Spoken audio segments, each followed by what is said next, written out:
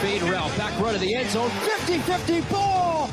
Touchdown, Huskers! Nebraska wins its 5th national championship. Giving you an inside look at everything going on in Husker Nation. This is the KLIN Husker Hour. Kicks and deals the 2-2 pitch. Swing and a miss. Strike 3. Jackson Brockett has the first 9-inning no-hitter for the Nebraska Cornhuskers since 1954, and he did it on his 12th strikeout. Sunset, got it! Underdog, and then one!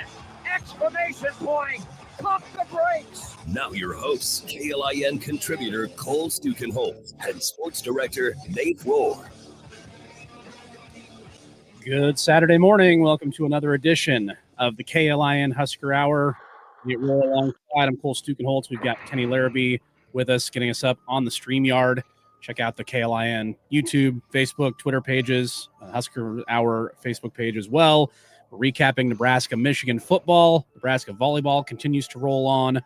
Husker soccer suffers their first loss of the season here in 2025. And Wilson Moore from the Omaha World-Herald will stop by to talk about some football and some men's basketball, Nate, as we're getting closer to hoop season.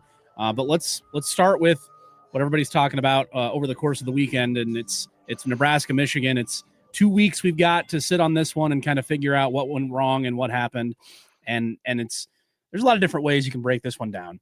I tend to go to those three big plays that in the run game. That was the thing that I was the most worried about, was those big plays in the run game. And I'm reminded from high school who, when he got his car, he was, he'd drive around, he'd make it to, from point A to point B most of the time, but there were two accidents that he got into, including the second one that totaled his car. He was okay. Everybody fine. But the insurance went through the roof. He actually didn't drive again until he was 25 when the insurance finally would have gone down. So I was driving him around all over the place.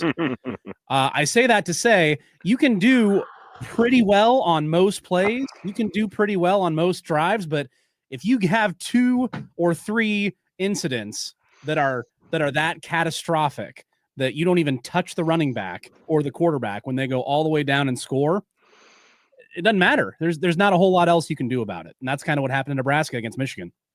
Yeah, and I think it's just reflective of the larger issues that Nebraska's defensive line was having, because it felt like to control Michigan and to even keep things where they were having to stun a lot. They were having to twist. They were having to do a lot with a defensive line, and you're moving around, so that's the advantage, but you give up sort of reliable coverage of each gap.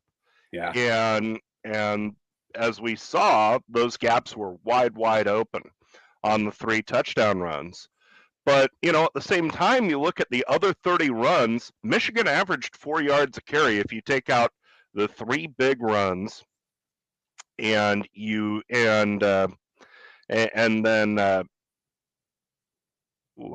if you take out the 3 big runs and you average out the other 30 runs, they were still averaging 4 yards a carry. Right. So Nebraska, it wasn't as if Nebraska was controlling the line of scrimmage, especially on the defensive side of the ball.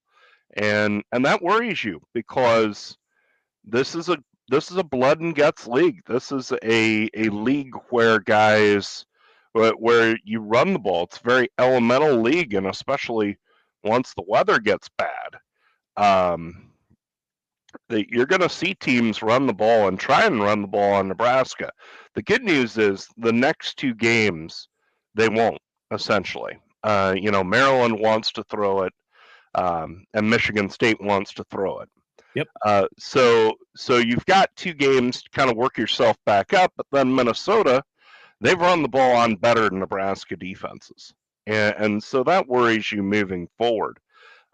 So you've got 2 games to kind of figure out how to slow down the run as a defense. And then you better bring it in Minneapolis, because, look, there are still big goals that are out there for this team. This could still be a 9-win team without much, bouncing their way without much, good luck, Yeah. As Kay Ford, who has metrics that quite a few people look at, the most likely record he has for Nebraska is 9-3, and so it's there for this team. Yep. But they've got to be able to go up to Minneapolis and stop the run. That's the critical part. Yeah. And by the way, shout out Sheehan. Sorry, I had to put you on blast there with the car stories. So with the run game, you mentioned one of the things that happened, right? Nebraska was doing those games, those twists and stunts up front. They essentially stunted their way out of the middle of the gap that Michigan was targeting, and they just had basically the linebacker was going to be wrong no matter what, because whichever gap they go in, the running back goes in the other. Then the safety has to fill, and the safety both of those running back plays didn't get down there and fill. So that's one piece of it. The other part, both of the long running back touchdowns and a lot of other run plays in general, Nate, were running to the side wherever 15 was, Deshaun McCullough. Now, McCullough, don't get me wrong, he's got some skill set that not a lot of other Huskers have. He's got a really quick jump. He can knife into that backfield like few others can, and he made some plays back there. He got a sack, tackle for loss. But he's a little bit of a liability in the run game because he's so undersized. Yeah, and Michigan was taking advantage of that. If you watch that game back, you'll notice after that second long touchdown run by the running back, after Marshall's touchdown run, maybe too little too late, who knows, but they took McCullough off the field in early downs. They would sub him back in when it was more obvious passing situations, down in third downs mostly. So that's another thing that you may see maybe they tinker with. You get McCullough on the field when he can really flourish, and off the field when you think, all right, this team is really pounding away at us on the ground. We got to do something to counteract that. So that's something that I'm really interested to see what they do with that against Michigan State and Maryland before that critical run game matchup against Minnesota. The other point that I want to make on Nebraska, and this goes back to the offense. If you have those chances early and you take advantage of those, whether it's you call a different play on fourth down, you take the field goal when you're inside the 10, maybe you make the field goal when you're at about the 30 or the 25. Those situations, obviously the butterfly effect of the rest of the game applies, but you maybe set yourself up to be in a little bit of a different mindset, different mentality. Michigan sees themselves down on the scoreboard, and that maybe changes the way that a freshman quarterback plays. Yeah. But I didn't have necessarily a problem with them going for the fourth down. I just didn't like the play call. It's not if you're Nebraska, you're looking for where you're stronger, right? And they're not stronger on the line, unfortunately to say, against Michigan. They would be stronger outside. If you want to get Lindenmeyer, great, move him out, like have him run an out route or run just behind that line of scrimmage and run play action. The play call was what bothered me there. So they just couldn't. The offensive line could not handle one-on-one matchups, and that's you're not going to see talent up front like that a whole lot the rest of this season. But knowing that and seeing that they had some trouble up front, they did some things to counteract it, but it's just hard to make a living that way for an entire game when you are deficient up front in terms of talent, in terms of just the way that Michigan was getting after Dylan Raiola. It made things very difficult on the offense. Yeah, and you mentioned that they had some difficulties up front. That's why I had problems with going for that first fourth down, is because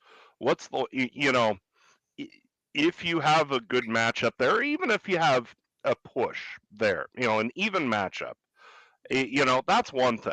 That's where you go, okay, we ought to be able to gain 2 yards. But what we know about Nebraska's offensive line, what we know about Nebraska's goal line offense, it reduced the odds in a couple of steps that Nebraska was going to pick up that fourth down, and thus, it sucked some of the momentum that Nebraska was able to build out of the stadium, and it gives you a lead if you go up if you take that field goal and go up 3-0. Maybe Michigan acts the same way the whole time. Maybe Michigan is still calls their offense, still runs their plays, still scores their points, whatever. But, I thought it was utterly critical that Nebraska got a lead in that game and forced Michigan to at least lean away from, if not abandon their run game. I don't think they would have ever abandoned it, but they needed something to push them against running the football, because that was the matchup that scared me, and Nebraska was not equal to the task. I was really disappointed with how Nebraska was not able to protect Dylan Raiola. I mean, there were 7 sacks, there were 2 more hurries, but it felt like every time he dropped back, there was somebody at his feet. There was somebody, within arm's reach. And there again, and I understand Michigan has a pretty good defensive line and is going to challenge Nebraska in a way that a lot of other teams are not going to be able to do. They're just not going to have the talent to do it. But, it's still worrisome that a lot of the time, Michigan, we were all worried about how much Michigan was going to blitz. Michigan was able to get home a lot of the time with 4, and even a few times with 3. I mean, you got a 2-man advantage, really a 3-man advantage if you're keeping Emmett Johnson in the block, and you weren't able to do it. And so, I'm sure something that they're looking at very closely and have looked at very closely all week is Nebraska's offensive tackles. Yeah. Because, I think Prohaska and Gatula were pretty well outplayed in that game. They were able to get consistent pressure off the edge. You just can't live that way, especially if you're going to be dropping Dylan Raiola back 40-some, 50-some times a game, like I think Nebraska is going to do most of the rest of the year. Yeah, and right. I mean, I would certainly say he was not the problem, despite what some folks out there have been trying to make narrative-wise happen out there. 30 of 41, 3 touchdowns, 308 passing yards. Raiola was not the problem out there. And there's sometimes, Nate, when you watch a game and you're seeing how it plays out, and then you see the stats at the end, you have those times where you can say, man, if you would have told me that we would have done this and we would have gotten this and we would have gotten that, I would have taken that all day. Like, the stats don't necessarily match the way the game went. Looking at this thing afterwards, the stats basically bore out what I feared for Nebraska. Look at the rushing disparity. Look at the sacks on Raiola. I mean, you can take those 2 statistics alone: 7 Michigan sacks and almost 300 rushing yards. That's going to do you in almost every time. And it's a credit to Nebraska that they were still in it. We haven't even talked about the wild Hail Mary, no timeout for Michigan sequence at the end of the half. I mean, obviously Hail Marys are low percentage plays, but I don't know why Biff Poggi isn't taking at least one time out there late to try to make them what they do. But the most disappointing part, I think, for me, was Nebraska didn't really affect Underwood enough, in my opinion. And granted, we know the defensive line is not what we had, what Nebraska had last year with Ty and Nash, and even at linebacker without John Bullock, it's maybe not been the same there. You've had flashes with a few linebacker plays, but they just didn't make life difficult enough for that true freshman. Michigan did a great job with their game plan. They threw outside pretty much exclusively to avoid issues with Nebraska's coverages. They ran him a little bit, and they had him with a very specific set of plays that he was running, and they didn't try to bury him with too much. And the other part of it is the offense. We talked about Nebraska never got a lead. That's the other thing. Michigan never felt like they needed to go to a very aggressive passing attack. So that part of it was disappointing. Just, you had this opportunity with an advantage at quarterback, and Nebraska just didn't take that advantage and use it very well. Yeah, and there again, it's trying to wallpaper over your weaknesses a little bit. And, from what we know about Big Ten play, from what we know about what wins Big Ten football games, it's being good in the trenches. It's winning the line of scrimmage. And what scares you a little bit is, hey, very few teams have Michigan's offense and defensive lines. Okay, but that's going to, there are teams that are in that same neighborhood, and where you have a substantial advantage at quarterback, where you have a substantial advantage on the edge. it's not going to matter because he can't get the ball out. And you also worry about the wear and tear on Dylan Raiola. And it really came at Dylan last year from two fronts. It came at him from being blitzed, from getting pressure on him, and it also came at him from having to really carry the offense because Nebraska didn't have much of a running game until the end of the year. And so even though I think Nebraska's better equipped to deal with that circumstance should it come up this year, it's still not the way you want to live. It's still not where you want to be in this league. And maybe the biggest frustration of all is you look at especially the offensive tackles, and I know I'm being harsh on them, but look, the Ends won that game. And you've got veterans in Prohaska and Corcoran. You've got Pritchett, who you tried to get out of the portal, and you reached out to a Power 4 conference starting offensive tackle and got him on the roster. And then you've got a guy in Gatula who started last year for you as a freshman. You're probably not going to have this much experience at offensive tackle ever again. And yet they struggled that much. Yeah, it was disappointing for the offensive line, no doubt about it. We're going to come back with more big picture as we just kind of broke down Nebraska. Michigan, no game this weekend, obviously, but Michigan State coming up next Saturday. That's a 3 o'clock kickoff, by the way. That was announced earlier this week, too. We'll also have Wilson Moore from the Omaha World-Herald talk some hoops, and we'll get to volleyball as well. Plenty more coming up here on KLIN Husker Hour on 1499.3 KLIN. Don't miss the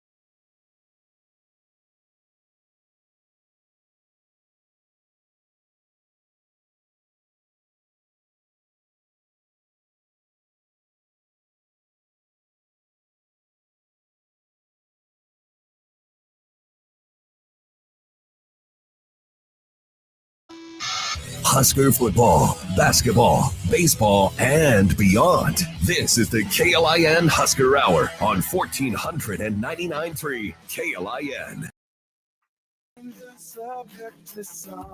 Well, the week off does give you a chance to be introspective. You can see, what went right, what went wrong from those first 4 games, especially the one game against the best competition that you've seen. And the Cincinnati game has value too, Nate. But I wonder what you might see different when we come back to football action a week from today, whether it's, doing more in the pass game to set up the run, which I think would have some value. I think your strengths lie more in that pass game with your pass catchers than, offensive line blocking and depth at running back. And you don't want to kill Emmett Johnson, certainly. And then the other part, what do you do defensively to counteract a run-heavy scheme? Like you're going to see that against Minnesota. You're certainly going to see that against Iowa. Penn State has a couple of really good running backs, but they're capable of throwing it as well. And USC, you don't know what you'll see from them. And Maiva is certainly capable of running like Jordan Underwood and Brendan Sorsby have been. So this week will be pretty interesting as you kind of spin forward what Nebraska is going to do to adjust to take up some of those deficiencies and try to try to avoid what happened against Michigan again, even though you're not probably going to see a caliber of team like that again against until November. Yeah, and you wonder how much you can address in this bye week. Obviously, you can't pick up an offensive tackle off the waiver wire.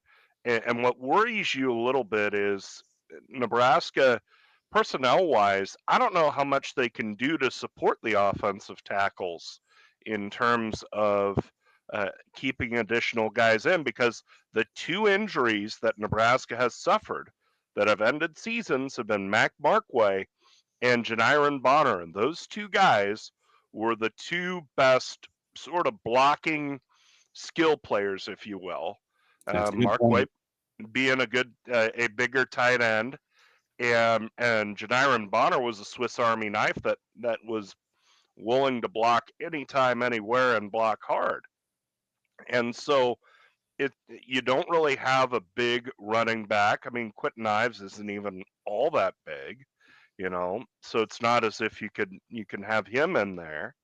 And so there's not really a personnel usage way to fix pass protection, unless the things that have kept Elijah Pritchett out of the lineup get resolved in the next couple of weeks, because he's the one guy that you look at talent-wise and you go, you know what, that the physical ability is there. I mean, Teddy Prohaska, heaven love him for coming back from 3 knee injuries and doing all he's done.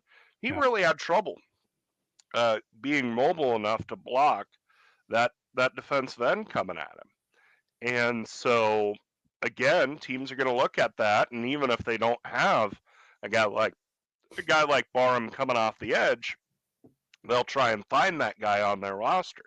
So it worries you a little bit that you've given teams the blueprint to beat you there.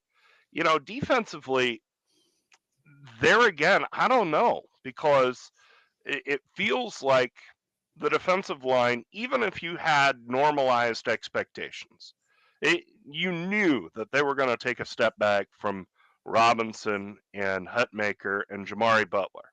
You just knew that. You just signed on for that. And yet, you feel like Riley Van Poppel's not stepped in the way you were hoping for. Elijah Judy probably played his best game as a Husker, or certainly one of them. That was about it. I mean, they've tried to play a lot of 4-man line, but you just feel like they're very thin on the defensive line to start with, and the natural sort of schematic response to a team running the ball on you would be play 4-man line, get bigger, but you feel like you have more good linebackers than you have defensive linemen. And so you don't, do you want to limit the number of snaps Willis McGahee the fourth on the field? I don't think that's a good idea. So it's intriguing to me, how is Nebraska going to address running the football, or stopping the run, when other teams run the football, because it doesn't feel like they're well equipped to deal with that right now. And I don't know how you fix it, and I don't know how you protect Dylan Raiola better unless you play Pritchett at offensive tackle and Pritchett addresses the issues that have kept him out so far. Yeah, you've also seen Turner Corcoran come in and essentially be a blocking tight end in certain formations. Yeah. That's one thing that they've tried. You mentioned Judy. He had that forced fumble. We haven't touched on that from that Michigan game, which was the one turnover Nebraska was able to get on defense. The other big picture thing that I want to get into here is when you look at the big matchups this season, right? Everybody was, had a big eye on Michigan, obviously. Penn State is certainly the best team on Nebraska's schedule. USC is the other ranked foe left on the schedule. Those games get the attention, right? They're going to be the ones that we're all talking about when we're previewing the season. Leading up to them, we're going to have a lot more breakdown of those games. But I think more important than winning as an underdog in those scenarios, when you have Michigan, USC, Penn State ahead of you, is what do you do when you're the favorite? Yep. How often can you win those games? How often can you take care of business when you are supposed to win? And so October gives Nebraska a chance to do just that. And you'll have 4 games where I think they'll be favored in all 4. They're certainly, a double-digit favorite against Michigan State was kind of surprising. They're like 11.5-point favorite against the Spartans right now. And then you have Maryland on the road. I think you'll still be favorite there. Minnesota on the road Friday night. We talked about how they run the ball. That might be a bad matchup for Nebraska's front. And then Northwestern, they're probably the worst team on Nebraska's schedule that they've got left. Maybe UCLA gives them a run for their money. Who knows? Yeah. So that's what I'm looking at this month before you take on another ranked team in USC.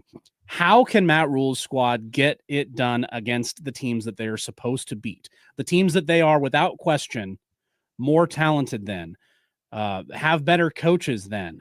I mean, you leveled up with Dana Holgorsen and Mike Eckler. John Butler, I guess, maybe too early to tell how that shakes out.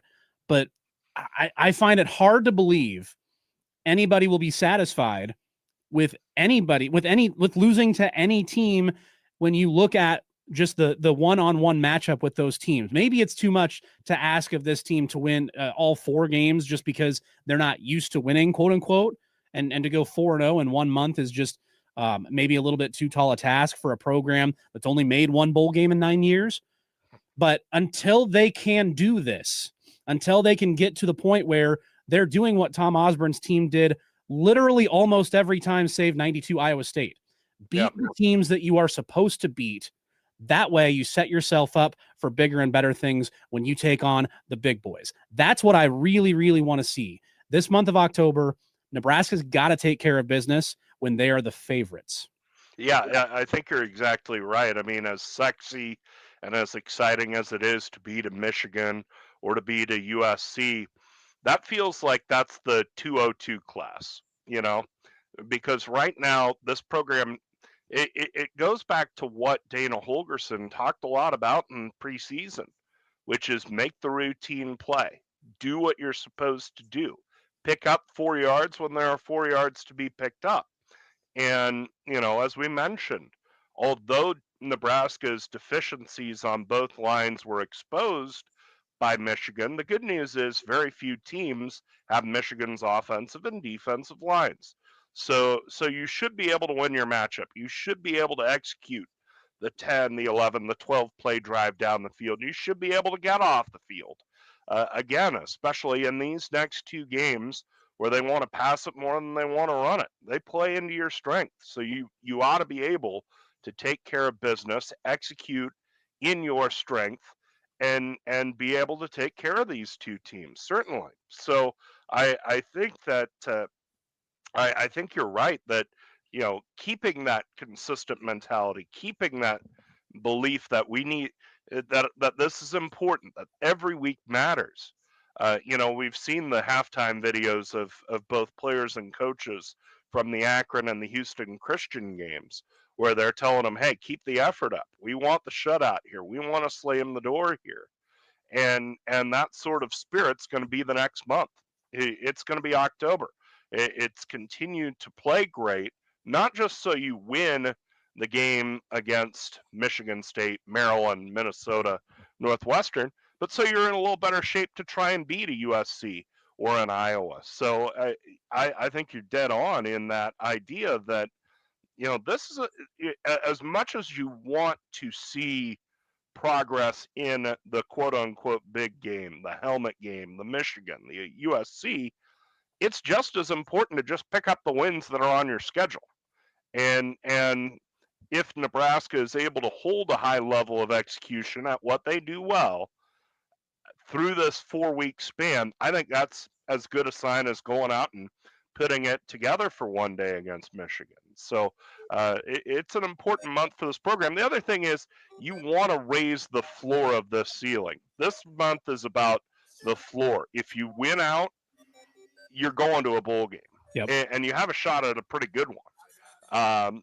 But if you tool around at 2-2, you're going into a pretty tough November going, geez, are we going to be sitting at home in December again? So this month's about raising the floor. Yep. Yeah, I couldn't agree more. We'll see when we get to next week how that starts shaking out. When we come back, more football and some hoops talk with Wilson Moore from the Omaha World-Herald. That's right after this here on the KLIN Husker Hour.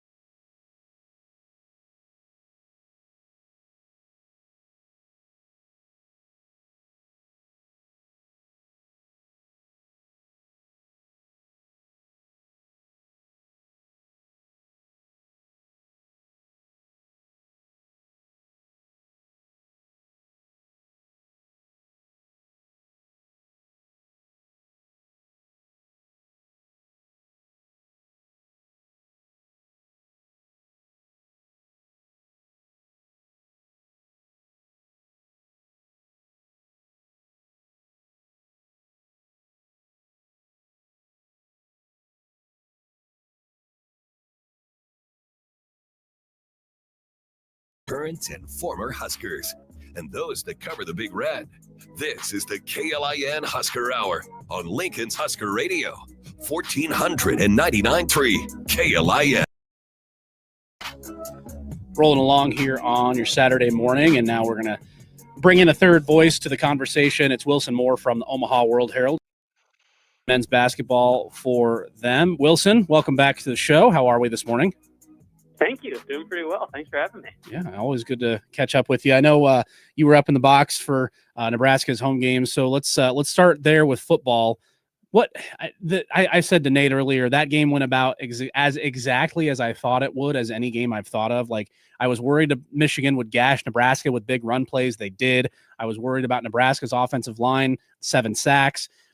The only thing surprising about that game was the Hail Mary. I don't know if you feel differently, but Nebraska had deficiencies that everybody knew, and Michigan knew exactly how to attack them. What is your thoughts on how Nebraska maybe tries to fix some of those deficiencies as they're in their off week this week?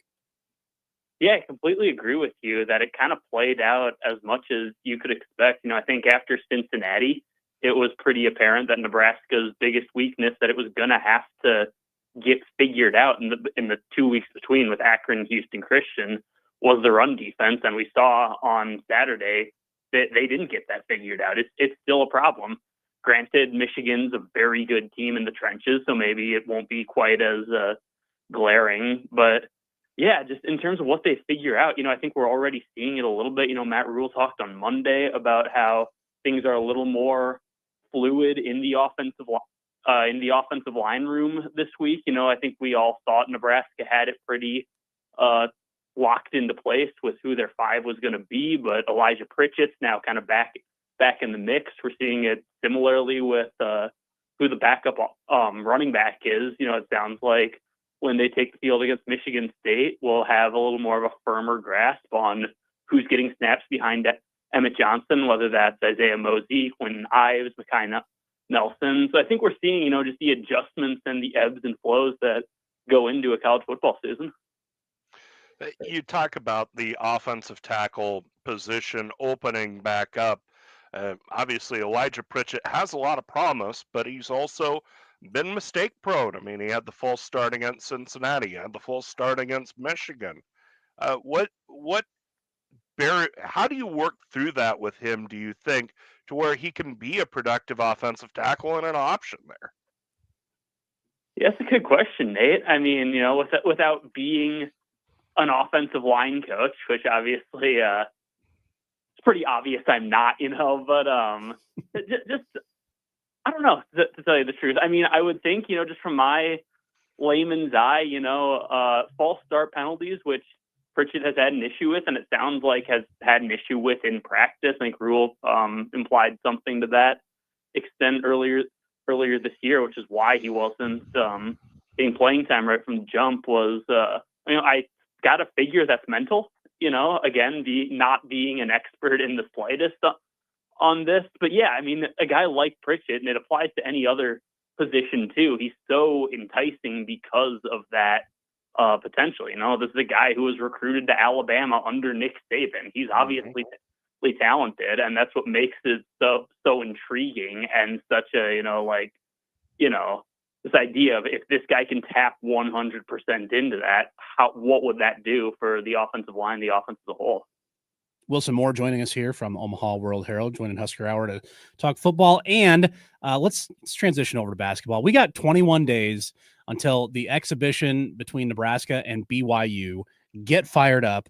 I'm really excited to see the return of an old friend, Rink Mast. Wilson, I would assume you've probably been there at those open workouts. What's he been looking like lately? And can Husker fans expect the Rink Mast of 23-24 when he's back in action? Yeah, I think eventually, it's always hard to say how a guy's going to be right from the jump. He's coming off a pretty major knee surgery. He's going to play his first competitive basketball game in like 18 months. I don't know how, you don't just jump right back into it. But from what I've seen and heard, and what Fred Hoiberg has said publicly, he looks good. He's practicing like full. He's not restricted by anything. At the open practice the other day, I noticed he didn't even have the brace on his knee, which he even wore that in like the 23-24 season before the major procedure. He looks a little slimmer. That was like my first thought when I walked into the gym the other day. He is listed at 10 pounds lighter than he was last season. So yeah, I think by all indications, Rink Mast is tracking as he's supposed to and progressing in the way that everyone wants him to. And you just, and I think the other thing that kind of goes off of that is he was never, his skill set was never his elite athleticism.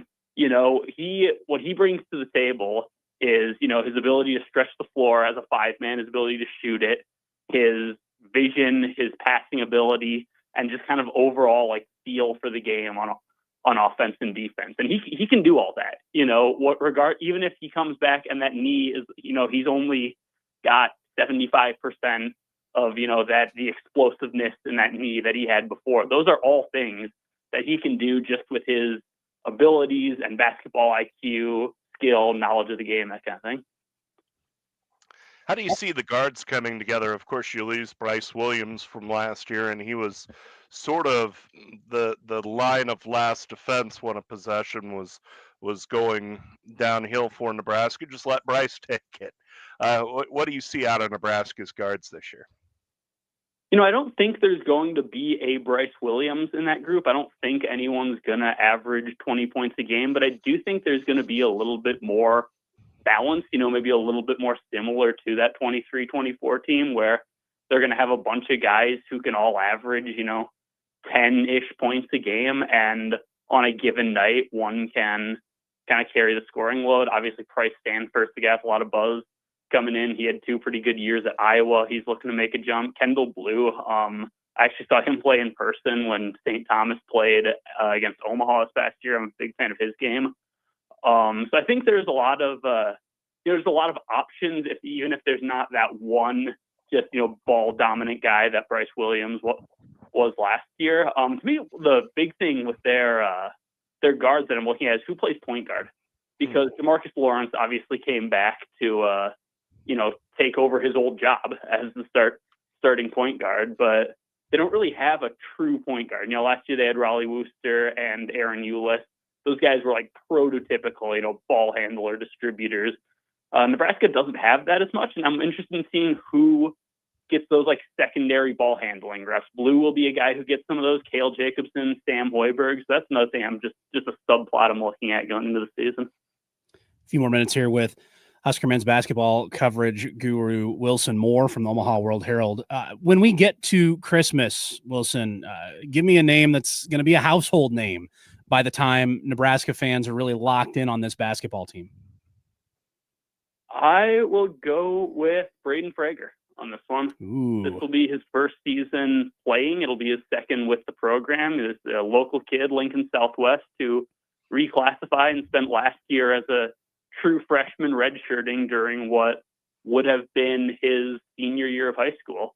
And, after that, he's got a year under his belt just to fully understand what goes into being a college basketball player. And I think Nebraska's got some pretty high expectations for him. He's big, 6'7", he's strong, he's athletic, he can shoot it, and those are all, translatable abilities. I think we're going to see Braden Frager emerge as a real important piece of this team.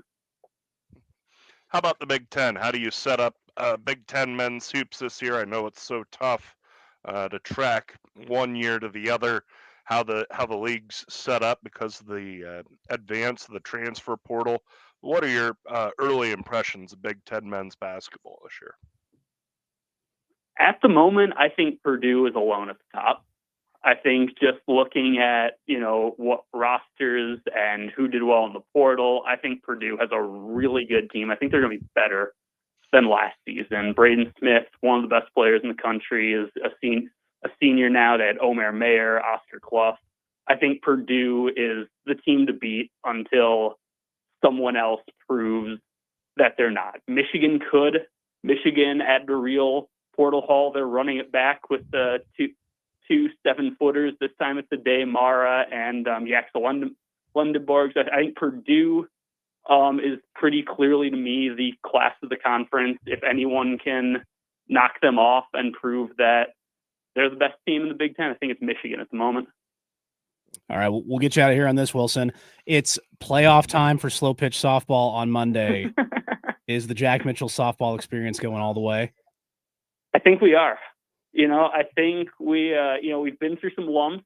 I think we've come out on the other side of this little slump we're going through with a stronger team culture and a better resolve for what we need to do. And I think we're ready to kick into high gear now.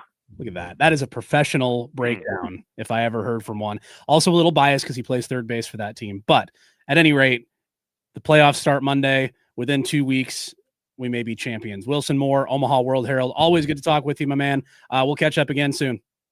Yeah, thanks for having me, guys. All right, there goes. Thank you, Wilson. Wilson Moore. Good stuff on about Braden Frager, but we only have so much time, so I asked about Rink Mass instead. But it's interesting that he gives me the name Braden Frager as the guy who's going to be a household name after 2 months of the season. Really excited about what he can bring because he's got a lot of versatility to his game, and he's been getting a lot of that offseason hype, Nate. Yeah, he's seemed to be one of the guys that's really progressed in this Nebraska men's basketball program, and we've seen this a little bit, whether it's with Hoiberg, Cole Jacobson's gotten some of that love as well, as a guy who maybe didn't come in with the hype. The quintessential Nebraska story, a Nebraska kid comes in unheralded, not a lot of hype around him, but just builds his game and eventually contributes for the Huskers. You mean Big Ten tournament hero, Cale Jacobson? I do. Yeah, Cale's the real deal, yeah. All right, when we come back, Husker Volleyball. Yes, they're still number one. Yes, they're still undefeated, but are they making a move? Are they improving in a one area where DBK maybe has asked them to get better at? We'll tell you about that when we come back. Get you ready for the weekend here on Husker Hour right after this.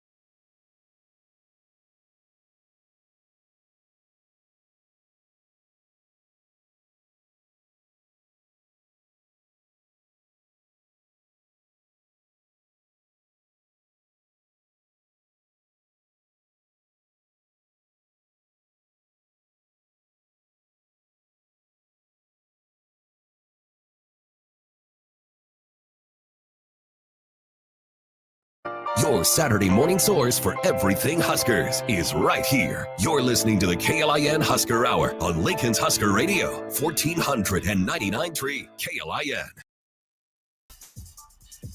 I'm here to tell you, Nate, even though Nebraska volleyball is unbeaten, even though they just came off 2 sweeps against Arizona and their first Big Ten match, Michigan, Nebraska volleyball is getting better. Uh-oh. That's right. They're getting better. It's not from playing new players. It's not that they went in and got someone off the waiver wire. Nothing like that. No. This is something that if you listen to Volleyball State with our friend Lincoln Arneal and Jeff Sheldon, they focus on this a lot. It is the way Nebraska is passing, they've had their 2 best passing matches of the entire season in their last 2 matches against Arizona and Michigan. It's how well do you get that first touch when the serve comes or when you're digging a big kill attempt? How well do you get that ball to your setter? And then how well is your setter setting up the attackers? Those passing metrics, that's where Nebraska has struggled when they've lost in the tournament. You think about that time where they got swept in the national championship a couple years ago to Texas, at times against Penn State in the Final Four match that they dropped in 5 sets. Those are the key things that Nebraska can do to improve because they're so good everywhere else. But if they learn how to pass, it's like that part in Happy Gilmore. Oh, Happy learned how to putt. Uh-oh. Like that's a missing aspect to their game. And if they're going to keep that up throughout Big Ten play, they're going to be a wagon. Nobody's stopping them. No doubt about it. And, it's so fundamental and basic to softball or to volleyball to be able to convert or to transition very quickly from receiving a serve to initiating your own offense. And if you're able to do that at a high rate, as Nebraska is doing lately, that's scary because then you can dictate the pace of play both when you are serving and when the other guy is serving. And not that Nebraska had big problems with that in the regular season lately, but you mentioned when they have lost, which is plenty rare, it's because they haven't been able to pass. And so if they can pass, then if they can pass at a high level, where's their weakness? Where's their hole? It really isn't there. And especially where it's making progress after replacing Alexi Rodriguez. I mean, not that they're going to serve the libero very much, but if you as a team are able to pass well while you're still breaking in new liberos, you're in good shape. You're going to be all right. So the biggest challenge for this team is to continue to uphold a high standard of play despite being really good. And we talked about this with football. How often can you make the routine play? How often can you trot out there, know that you're better than the team that's across the line from you, and then be better than the team that's across the net from you, and get it done, and then dust it off and say, we're going to be just as dominant on Wednesday night. Again, not something I anticipate this team having a problem with, but it's the challenge they face as the season unfolds, and especially with today's match. I mean, this is a Maryland program that doesn't win a lot. This should be a fairly quick day of work for Nebraska volleyball, and so you're hopeful they come out, take care of business, sweep the match, and trot back in and call it a day. Yeah, the match today on KLIN and B107.3, by the way, 2:00 pregame with 3:00 first serve. You'll hear it right here a little bit later this afternoon. Nebraska 20-0 against Maryland in their history, and a 51-match home winning streak, the longest streak in the nation, Nate. And with the way Nebraska, basically, you can check the box on every advantage they have. I think the only other avenue that other teams have to try to get a leg up on this team is to be aggressive with their serve. And Nebraska doesn't do that.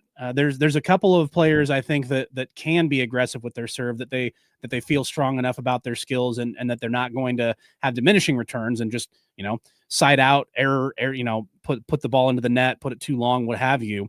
But if you have a team that you come across at some point this season, probably in the NCAA tournament, maybe a couple of Big Ten matches, where you have a team that can really aggressively challenge Nebraska's first pass, and you can target somebody particular in that back row.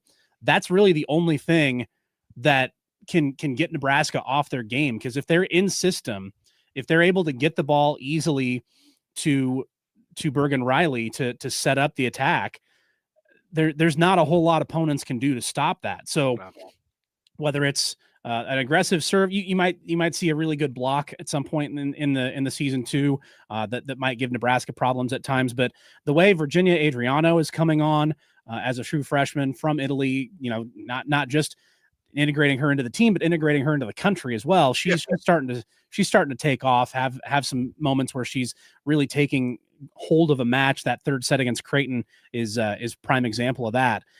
The way that everybody's starting to gel and come together, and the ways that DBK is kind of tinkering with some positions, they're starting to figure it out.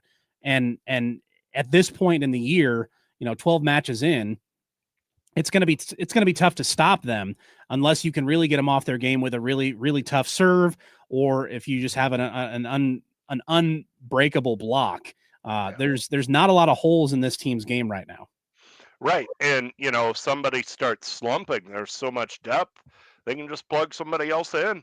They can, or, they've been able to load manage a little bit with players like Harper Murray, to where they should be just as sharp in late November as they are right now. So you're running out of avenues to win. Every team has weaknesses that leaves roads to defeating them.